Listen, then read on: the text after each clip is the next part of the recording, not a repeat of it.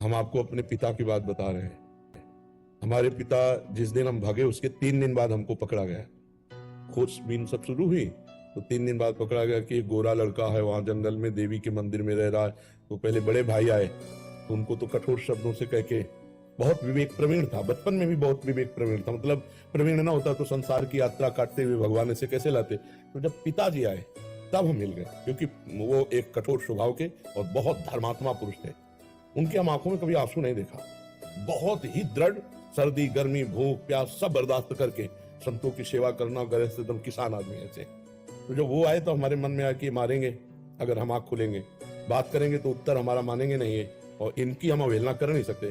तो आंख मूंद के बैठ गए। जो ही देखा पिताजी आ रहे तो आंख मूंद के बैठ। वो नजदीक आए अपने स्वभाव से, उठ खड़ा हो, नहीं खड़े हो, खड़ा हो, नहीं खड़े।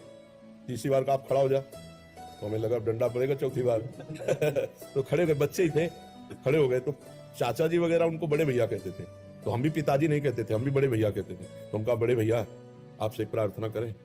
उनका बताओ। हम कहा ये जिंदगी भगवान के नाम है, आप चाहे काट डालो ना घर जाएंगे ना आपकी बात मानेंगे। तो हम उनकी कृपा की बात बता रहे। एकदम चैप्टर बदल गया, जैसे भगवान की कृपा ना। तो उनका सच्ची, हम कहा आपसे सच्ची बात करें, घर नहीं जाओगे करना, कभी जिंदगी में ब्याह नहीं करोगे करना।